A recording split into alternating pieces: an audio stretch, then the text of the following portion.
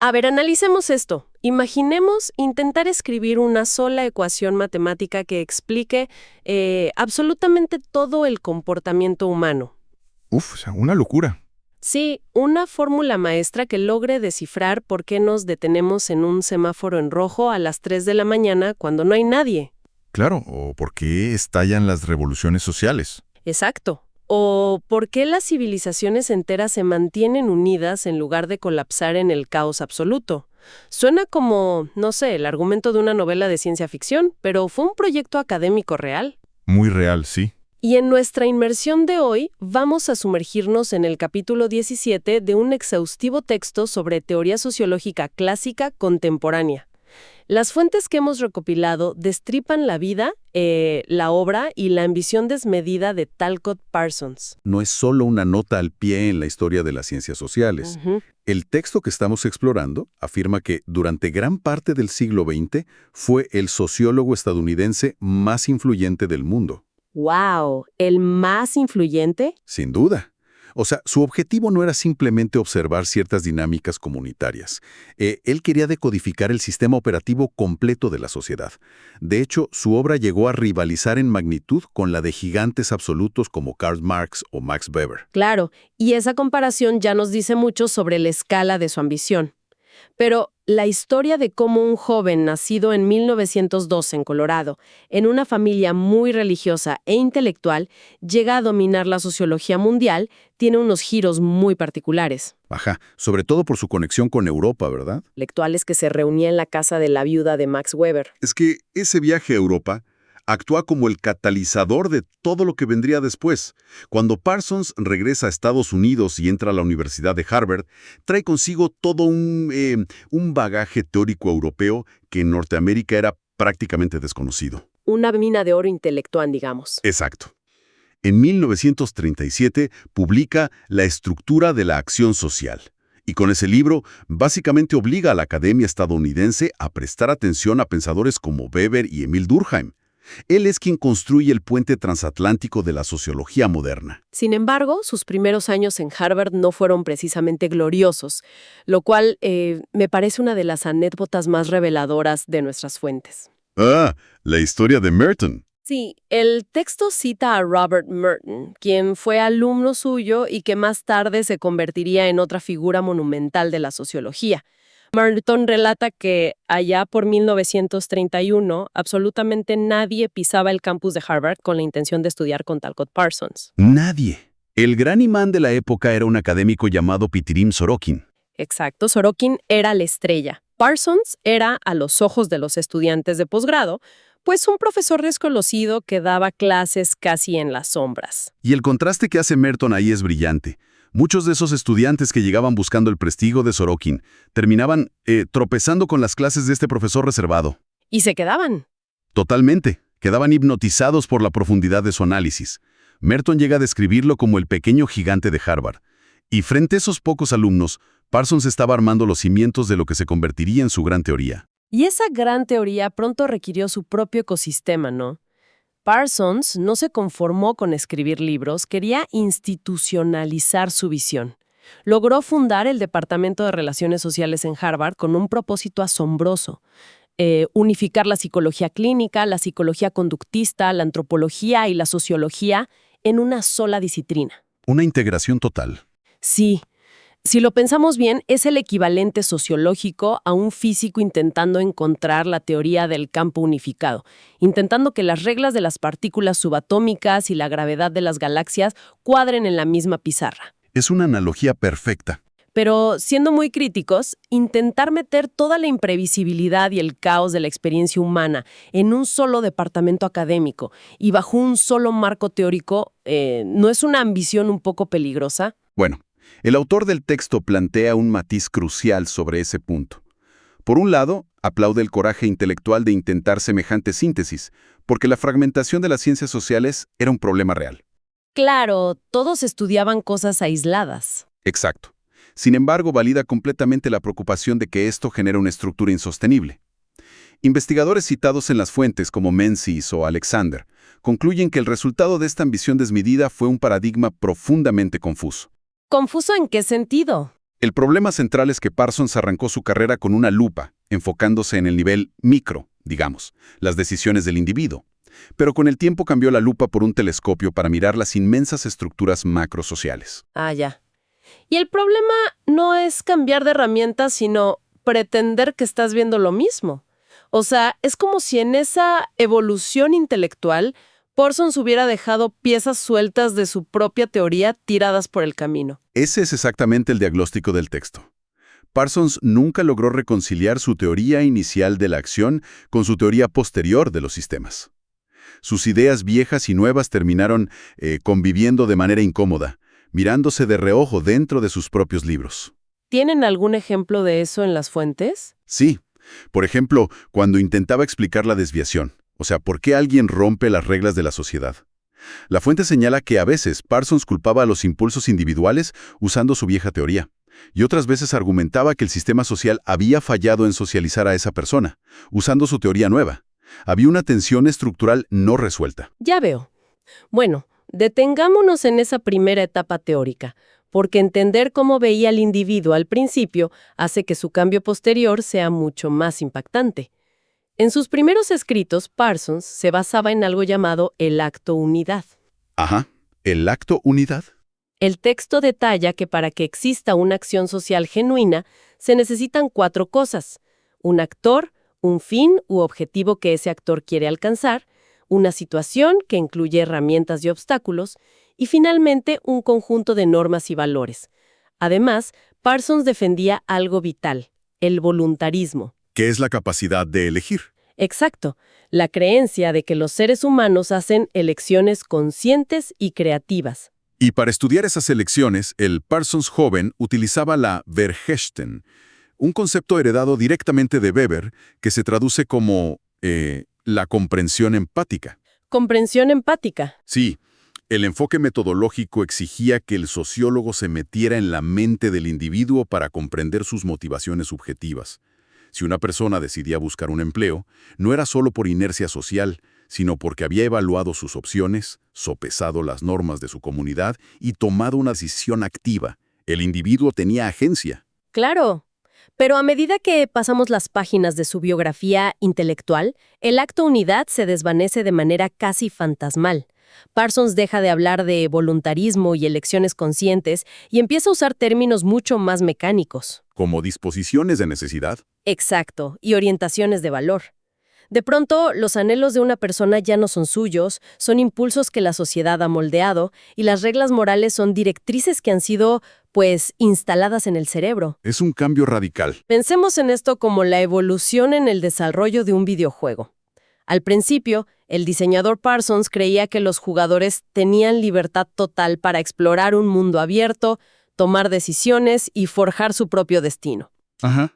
Pero décadas después, el mismo diseñador decidió reescribir el código, convirtiendo a los jugadores en personajes no jugables, o sea, cuyas rutinas y decisiones ya están preprogramadas por el servidor central. Al hacer este cambio, no despoja al ser humano de todo lo que lo hace humano, como la rebeldía o la resistencia.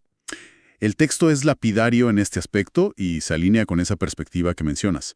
Al madurar su pensamiento hacia lo que se conoce como el funcionalismo estructural, Parsons dibuja un panorama donde el individuo se convierte en un receptor pasivo de la socialización. Solo recibe instrucciones. Exacto.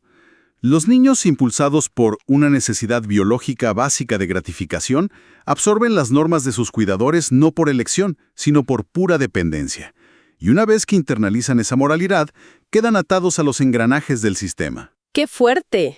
Críticos psicológicos citados en la fuente, como Alfred Baldwin, señalan que reducir la inmensa complejidad de la personalidad humana a meras disposiciones de necesidad es una sobresimplificación brutal. Totalmente. En los textos tardíos de Parsons, cuando parece estar analizando la mente humana, en realidad sigue hablando de las estructuras de la sociedad. El individuo queda eclipsado por el sistema. Entonces, si asume que la sociedad es una inmensa maquinaria que nos programa desde la cuna, pues necesitamos destapar el capó y ver cómo funciona ese motor. Y aquí chocamos con la aportación más famosa y compleja de Parsons, su sopa de letras sociológica, el esquema AGIL. AGIL. Ajá, el famoso esquema AGIL. Este es el intento definitivo de Parsons por encontrar una ley universal. Él argumentaba que todo sistema que exista en el universo, ya sea una ameba, un grupo de 4 amigos o el Imperio Romano, tiene que cumplir obligatoriamente con 4 imperativos funcionales para no extinguirse.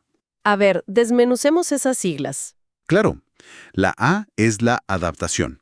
El sistema debe extraer recursos de su entorno para sobrevivir. La G es Goal Attainment o logro de metas. El sistema tiene que poder definir hacia dónde va y movilizar sus recursos para llegar allí. Ajá. ¿Y la I? La I es integración. Las diferentes partes del sistema no pueden chocar entre sí, necesitan reglas para coordinarse. Y finalmente la L es latencia, que significa mantener los patrones, es decir, renovar la energía y la motivación de los miembros, manteniendo vivos los valores culturales. Y para que esto no se quede en pura abstracción teórica, veamos cómo aplicó este esquema para categorizar toda la experiencia humana en 4 niveles jerárquicos. En el nivel de la adaptación, puso al organismo conductual, que es nuestro cuerpo físico interactuando con el entorno natural. Un nivel más arriba está el sistema de la personalidad, que se encarga del logro de metas. Luego está el sistema social, que maneja la integración mediante las instituciones y las leyes. Y coronando toda esta arquitectura, en la cima absoluta del poder, ubicó al sistema cultural, encargado de la latencia. Exacto. Y el texto es muy claro al afirmar que Parsons se consideraba un determinista cultural, lo cual significa que la información y el control fluyen de arriba hacia abajo. Como una cascada. Tal cual. Detallar esa dirección de flujo es fundamental. Parsons argumentaba que los niveles inferiores proporcionan la energía física, el trabajo muscular por así decirlo, pero carecen de dirección. Es la cultura, situada en la cúspide, la que posee la información. O sea, la cultura manda. Sí, esa cultura fluye hacia el sistema social convirtiéndose en leyes e instituciones, y luego fluye aún más abajo hacia la personalidad, instalándose en las mentes como valores morales. Es un control en cascada absoluto. Si bajamos todo este mecanismo a la realidad de, por ejemplo, una escuela secundaria, podemos ver el esquema ágil en movimiento. A ver, me gusta esa analogía. La infraestructura física, los presupuestos y el uso de la electricidad serían la adaptación. El plan de estudios y la meta de que los alumnos se gradúen es el logro de metas. Ajá. Las normas sobre no correr en los pasillos y la relación entre directores y profesores es la integración. Y la creencia profunda de que la educación tiene valor y moldea buenos ciudadanos es el sistema cultural, la latencia. Cuadra perfecto. Sí. Pero al ver este modelo en acción, salta a la vista una falla monumental. Si el sistema cultural siempre gobierna desde lo más alto, dictando todo como un monarca indiscutible, ¿cómo explica Parsons que un grupo de estudiantes de la base de la pirámide inicie una protesta que termine cambiando las reglas de la escuela? Ese es el gran problema. El modelo parece diseñado para ignorar que el cambio real, a menudo caótico y subversivo, hierve desde abajo hacia arriba. Y ese es el talón de Aquiles histórico de todo su paradigma. Su ambición por crear un modelo pulcro y ordenado terminó produciendo un esquema excesivamente estático. El texto examina cómo esta obsesión por el orden simétrico se manifestaba en otros conceptos que inventó, como las variables patrones. Las variables patrones, sí. Que eran 5 dicotomías universales que supuestamente moldean cada interacción humana. Por ejemplo, el dilema entre afectividad versus neutralidad. Un médico interactúa con su paciente desde la neutralidad emocional para que el sistema de salud funcione eficazmente, mientras que una madre interactúa con su hijo desde la afectividad para que la familia funcione. Todo muy encasillado. Exacto. Parsons intentó mapear todas las interacciones microscópicas usando estas categorías rígidas para explicar el orden macroscópico. A nivel lógico, es una arquitectura deslumbrante, pero al encasillar todo tan perfectamente, su modelo se volvió incapaz de procesar el dinamismo sucio y contradictorio del mundo real. Lo que inevitablemente nos lleva a preguntarnos sobre los motivos del arquitecto, ¿no? O sea, ¿por qué alguien dedicaría toda su vida intelectual a diseñar jaulas conceptuales tan rígidas? ¿Qué temor profundo impulsaba a Parsons a buscar un orden tan absoluto donde la cultura tuviera que amarrar todas las variables? Bueno, el texto es explícito sobre ese motor interno. La preocupación central de Parsons siempre fue el problema obsesiano del orden. De Thomas Hobbes. Exactamente. Esta es la vieja pregunta del filósofo Thomas Hobbes sobre cómo evitar que la sociedad humana degenere en una violenta guerra de todos contra todos. Dado que los seres humanos pueden ser egoístas y destructivos, ¿qué milagro sociológico evita que nos matemos unos a otros cada vez que salimos a la calle? Históricamente, la respuesta instintiva de muchos pensadores, y ciertamente de la mayoría de los gobiernos, es la coerción. El orden se mantiene porque hay una fuerza policial, existen cárceles y hay consecuencias punitivas severas para quienes rompen el pacto social. El miedo al castigo. Exacto, el miedo al castigo nos mantiene a raya. Pero el enfoque de Parsons sobre este punto es profundamente distinto y, francamente, revolucionario dentro de su propia rigidez teórica. Él sostenía enfáticamente que utilizar la coerción, el poder y la fuerza bruta es la forma más torpe, ineficaz y costosa de mantener una sociedad unida. ¿Ah, sí? Sí, argumentaba que depender de la policía para mantener el orden requiere una vigilancia infinita y que la fuerza aplicada constantemente a largo plazo solo genera fricción, resentimiento y eventual desintegración. O sea, es como tratar de curar un hueso fracturado inyectándole analgésicos al paciente todos los días. A corto plazo, silencias los síntomas y parece que todo está bajo control, pero la estructura sigue rota y el cuerpo eventualmente colapsa. Esa es una excelente manera de verlo. La solución que Parsons propone, lo que el texto llama su teorema dinámico fundamental, es equivalente a fortalecer el sistema inmunológico desde adentro. Afirma que el orden social perfecto ocurre cuando las personas aprenden a vigilarse a sí mismas. Exacto, el autocontrol. Cuando la cultura y los valores compartidos penetran tan profundamente en la personalidad durante la niñez que hacer lo correcto se vuelve un instinto natural, no una obligación forzada. Una sociedad cohesionada no necesita un policía en cada esquina, si el policía ya está instalado en la conciencia de cada ciudadano. Es una visión sociológica que prioriza el consenso, la armonía y la estabilidad por encima de todo. Claro. Sin embargo, ese mismo énfasis en el consenso fue lo que lo llevó a su mayor crisis profesional. El texto relata cómo, al llegar a la turbulencia de finales de los años 60, el ala radical de la sociología estadounidense dirigió sus cañones teóricos contra él. Los 60s. Sí, lo etiquetaron como un conservador extremo y a su obra como un manual de status quo encubierto. Y ubicarnos en ese contexto histórico explica muchas cosas. Pensemos en Estados Unidos en los años 60. El movimiento por los derechos civiles, las marchas contra la guerra de Vietnam, los disturbios, el surgimiento del feminismo de segunda ola. Todo estaba en ebullición. Exacto. Las calles estaban llenas de personas desafiando activamente el supuesto consenso cultural. Mientras Parsons escribía sobre sociedades armónicas que internalizaban valores pacíficamente, la realidad mostraba grupos oprimidos peleando a brazo partido contra el poder institucional. Su teoría parecía estar describiendo un mundo que, pues, no existía. Y para sus detractores, esa falta de sincronía con la realidad era imperdonable.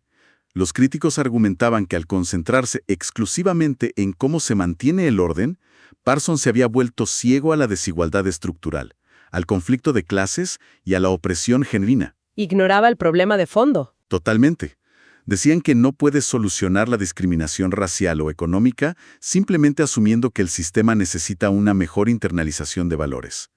Este ataque frontal desde el ala radical causó un eclipse masivo en la popularidad de Parsons. Me imagino. Durante un tiempo, su gran teoría pasó de ser el centro gravitacional de la sociología a ser considerada un artefacto del pasado que justificaba la dominación elitista.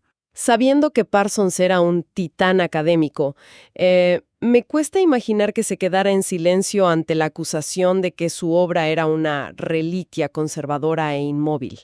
Tuvo que haber modificado la maquinaria de su teoría para demostrar que sí podía explicar los cambios explosivos que ocurrían a su alrededor. Por supuesto que respondió. En los años 60 y 70 introdujo su paradigma del cambio evolucionista. Para inyectarle dinamismo a su sistema, planteó que las sociedades mejoran mediante un proceso de diferenciación. Diferenciación. Sí, pensemos en cómo una sociedad agraria simple, donde la familia se encarga de la economía, la educación y la religión, evoluciona hacia una sociedad moderna, donde esas funciones se dividen en fábricas, escuelas e iglesias separadas. Ya, se especializan. A esto le sumo el concepto de ascenso de adaptación, argumentando que cada vez que una institución se especializa y se separa, adquiere una mayor capacidad para resolver problemas sociales complejos. Esa es una lectura de la historia impregnada de un optimismo tremendo. Muy optimista. Contempla el desarrollo de las sociedades modernas no como una crisis inminente, como lo haría Marx, esperando el colapso del capitalismo bajo sus propias contradicciones, sino como un mecanismo sofisticado que constantemente se repara y se vuelve más eficiente al volverse más complejo. Además de ese optimismo evolutivo, la fuente destaca otra innovación fascinante que Parsons desarrolló para flexibilizar sus estructuras teóricas: los medios generalizados de intercambio simbólico. Suena complicado. Un poco, pero mira, Parsons observó atentamente el sistema económico y notó que el dinero no es un objeto con valor intrínseco, sino un símbolo de confianza que circula, lubrica la actividad humana y permite el dinamismo. Argumentó entonces que los otros sistemas sociales también tienen sus propias monedas simbólicas. Ah, qué interesante. En el sistema político, ese medio circulante es el poder. En el sistema social es la influencia. Y en el cultural son los compromisos de valor. Si trasladamos esa idea de los medios simbólicos a la época contemporánea, es casi como describir cómo funciona una criptomoneda o la economía de los likes y el crédito social. Exactamente. O sea, un billete físico o el poder de un líder político o la influencia de una celebridad solo poseen valor real porque existe una ilusión colectiva, un acuerdo no escrito en toda la sociedad de creer en esa narrativa. Tal cual. ¿Sí? De un día para otro, el público deja de creer en las instituciones que respaldan esa influencia, el capital político de un líder se esfuma en el aire, como si se vaciara una cuenta bancaria imaginaria. Parsons estaba describiendo cómo la confianza invisible bombea la sangre a través del tejido social. Es una excelente forma de visualizarlo. La introducción de estos empresarios simbólicos y medios de intercambio le dio una capa de sofisticación muy necesaria a su teoría. ¿Pero le funcionó? Pues logró salvarse de las críticas. Según el autor del texto que analizamos, la respuesta es no, del todo. Aunque estas ediciones conceptuales aportaron cierto sentido de movimiento, la crítica académica sostiene que Parsons nunca dejó de ser, en el fondo de su corazón intelectual, un teórico de la estructura. La cabra tira al monte, digamos. Exacto. Sus intentos de explicar el cambio dinámico terminaron leyéndose más como descripciones taxonómicas detalladas de distintas fases de una sociedad, en lugar de ser explicaciones causales profundas de las fricciones reales, dolorosas y conflictivas que hacen que la historia avance. Entonces, reuniendo todas las piezas de este rompecabezas monumental que fue la obra de Talcott Parsons, nos encontramos ante el esfuerzo más colosal jamás realizado por crear el mapa definitivo del comportamiento humano. Sin duda. Empezó estudiando el acto unidad de un individuo libre y terminó diseñando un universo donde imperan sistemas inmensos, dominados por una cultura que fluye desde las alturas. Y a pesar de las duras críticas sobre su aparente conservadurismo y la pasividad con la que describió al ser humano, el eco de su trabajo sigue resonando. Y muy fuerte. Sino a través de esa arquitectura invisible de valores que descargamos e instalamos en nuestras mentes desde la primera infancia. Comprender a Parsons, incluso con todas las vulnerabilidades de su gran teoría, es adquirir herramientas para decodificar nuestra propia cotidianidad. ¿Así es? Nos permite observar nuestra sociedad no como un montón de eventos aleatorios, sino como sistemas intrincados. La economía, la política, la cultura comunitaria y nuestras motivaciones personales buscando desesperadamente mantenerse en equilibrio. Sus categorías nos enseñan a ver la maquinaria oculta detrás de lo mundano, desde cómo funcionan los roles en una oficina hasta cómo fluye el poder en una campaña política. Y precisamente esa dependencia de la estabilidad cultural nos deja con una reflexión final bastante provocadora respecto al mundo en el que vivimos hoy. Si Parsons tenía razón al afirmar que la supervivencia de una civilización entera depende del sistema cultural en la cima, o sea, de mantener patrones y valores compartidos firmemente internalizados por todos, el escenario actual debería preocuparnos un poco. Definitivamente. Con el Internet, los ecosistemas de redes sociales y los algoritmos fracturando nuestra realidad en miles de microculturas aisladas y tribus digitales irreconciliables, ¿qué le pasa al esquema de Parsons? Si la sociedad deja de descargar un sistema operativo cultural común, ¿podrá mantenerse en pie el orden social simplemente por inercia? ¿O estamos viendo las primeras chispas de una maquinaria que está a punto de desintegrarse?